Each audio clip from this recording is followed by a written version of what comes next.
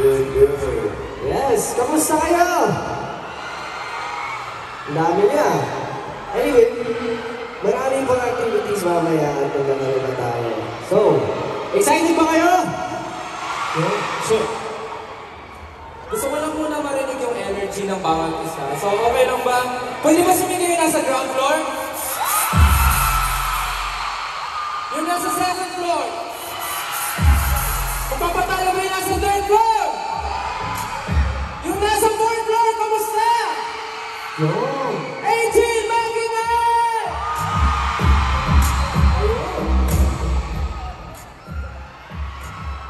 So today, marami tayong activities. Sino dito yung mga nakakomplete na ng activities natin for today? Ako, kung natuloy yan, baka mamaya may surprise si Nino Macdo sa inyo. Hindi tayo sure, pero na-enjoy nyo ba yung mga activities natin today? Other than activities, meron tayo, syempre, performances. Excited ba kayo sa performances namin today?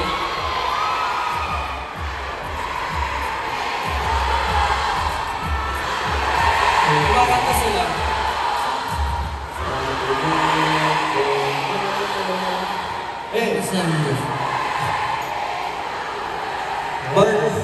Chicken ka sa akin, chicken. Birthday pala ni So, Papa. ayun yan. So, besides activities, gusto niyo ba mag-perform pa kami ng isa ba? Gusto niyo ba? Ano gusto niyo i-perform namin? Ano? Ano? Iba-iba sila kung sa... Hindi ko maintindihan. Ano sinasabi niyo? Parang iba tayo gusto na Iba yung i-perform gusto. natin. Parang iba yun ah. Yari ka, Kaya ano gusto niyo i-perform guys? Kahit ano? Pero gusto niyo ba mag-perform kami ng Gendo dito? Gusto niyo ba makita sa mayong SB19? Pero dapat malakas ang sigaw kung hindi kami mag-perform. Pwede ba lakasan niyo yung sigaw niyo? Lahat sumigaw ng Gendo! Isa ba? Isa ba? Ang gusto niya, sige, tara.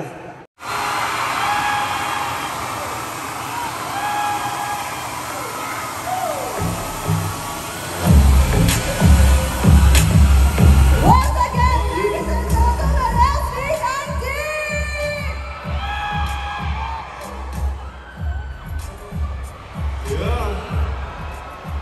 Alright! Did you guys, nakasigaw na ba ang lahat?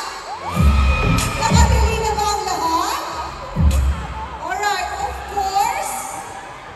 course, the Adito Chicken McDo jingle is really catchy and makes you dance to the beat. SB19 will hi. Kamusta? Of course, nice to see you here. Yeah. Hello, hello. Mas congratulations. Thank you. Sa Thank you so much. lahat-lahat.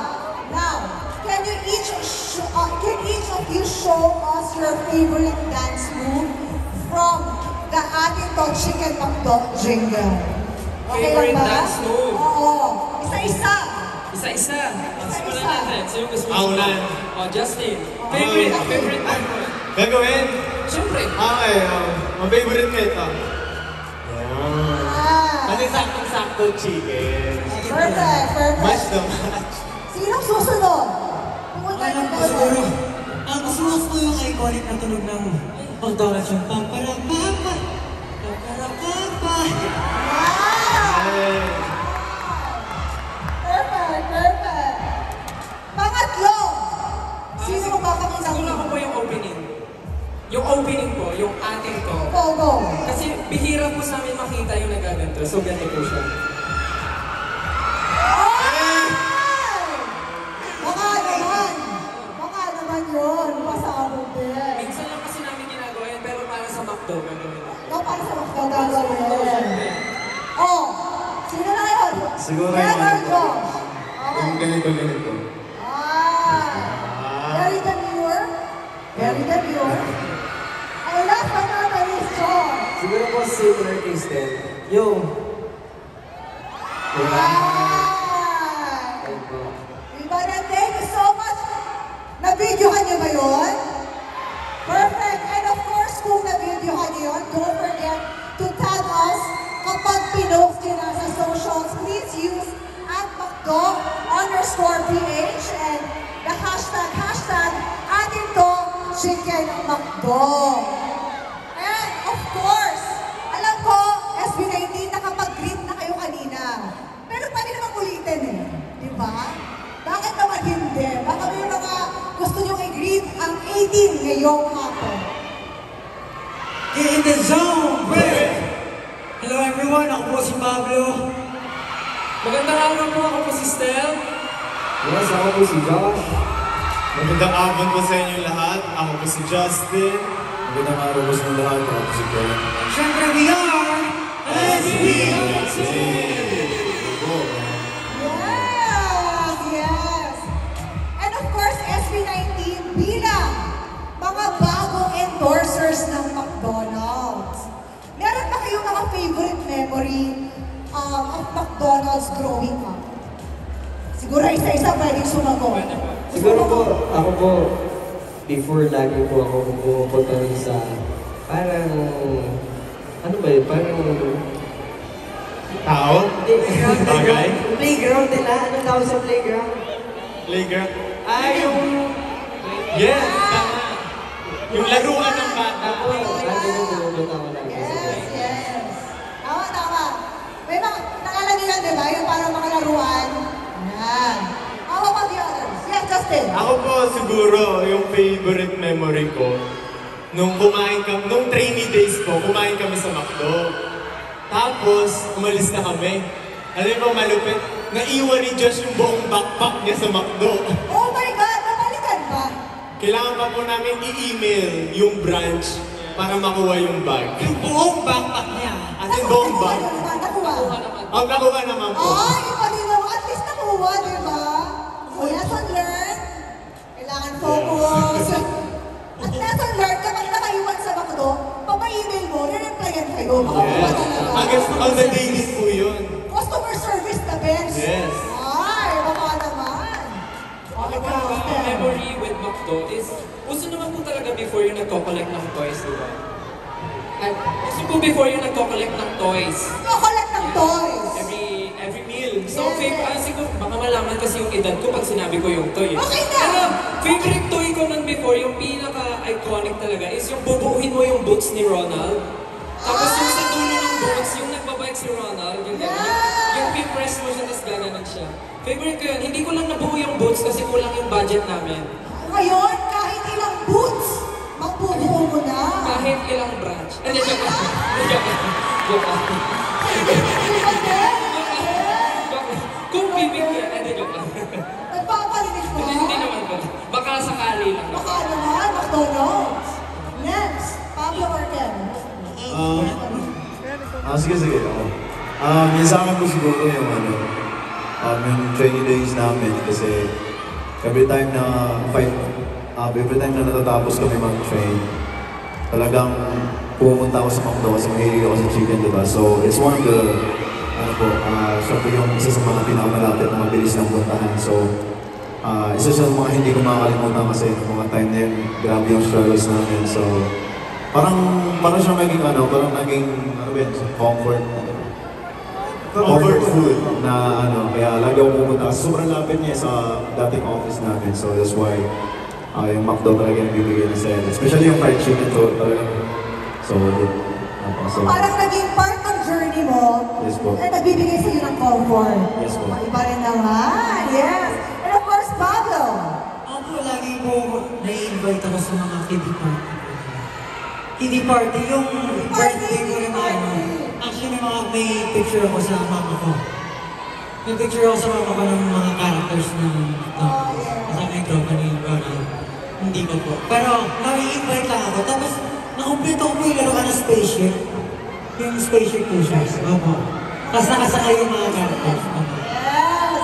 Talaga naman, even SB19, katulad nating lahat, may mga memories nila growing up with McDonald's. Nakaka-relate pa kayo, guys? Yes. And of course, another question is, for SB19 also, Bakit nyo binabalik-balikan ang McDo? Ako, pinabalik-balik ko yung McDo kasi favorite ko talaga yung combo ng fries tsaka yung sundae nila. Hindi Ay, yung lagi na ice mo. sasaw-saw mo yung fresh fries dun sa ice cream. Ice cream. Gawain nila yun eh, di ba? Yung kain sa ice cream. Tsaka ang sarap ko talaga ng french fries ng McDo. Yes, yes, correct. Bakit binabalik-balikan ang McDo? Sige, bakit ko binabalik-balikan ng McDo? Siguro naman, a lot of you know na parang before, naging crew ako. Naging crew po ako. Naging crew ng McDonald's. Yes, yes. Before, nung college po ako. So, Ano authentic? Yan ang storya. parang grabe yung 360 from crew, Yes! tapos endorser ng McDo. So, parang, Diba? every time ko na binabalikan ko talaga yung memory na yun, naalala ko lahat ng hardships, lahat ng mga nangyari sa akin before. And now, looking at it, yung store ng McDo, parang ang daming memories na bumabalik. Bukod sa good food, good memories din po yung From bumabalik. crew to endorser. Yeah, grabe. Baka still yan. Baka still yan. Nakaka-inspire ba, guys? Ang ganda ng storya. Ang ganda ng storya. Ako po kasi personally, sobrang gusto ko po talaga halos lahat sa McDo. Burger, fries, at saka yung chicken po. Ayun, para sa akin po talaga yung prime. Kumbaga, parang, lalo na yung cheeseburger po nila. Yung deluxe cheeseburger. Yung po talaga, walang tatalo for me. Yun po yung parang katulad ni Ken, comfort food ko po kapag medyo madaling araw na yun po yung to go na kinakain. Hindi kasi orderin eh, no? Tama. Okay. Ako po, bukod sa kailangan balikan yung bag, yun nga, lagi naming pagpauwi, drive-thru, or kahit po yung RM namin, anong merienda, ako po, ang set ko lagi, Burger McDo plus fries. Tapos, kapag gutom na gutom, large fries, large shake fries. Ay! So, alam niyo na yung set ni Justin, Barbecue. ha? Alam niyo na yung set niya. Barbecue, Ayan. di ba? Barbecue. Diba? And of course, Ken. Sa akin naman po, syempre yung malaking chicken talaga. Kasi lagi ko yung 2-piece eh. So, yung ko lagi na-order talaga 2-piece. Tapos, Nakakailang kanin ka? yes po, dalawang rice din talaga. Ay! So, kumbaga, isang kanin, isang chicken. Dapat yung Times two. yes po, parang gano'n. Wow! Ako pa naman, yan. I love it! Ang ganda naman talaga ng connection ng SB19 with McDonald's. Very authentic, very inspiring. And I know, bawat isa sa atin, all of us, meron tayong kanya-kanyang McDo memory. At malaking bahagi talaga ng kabataan natin ang McDonald's. And we are very thankful that they brought us together with our favorite Filipino boy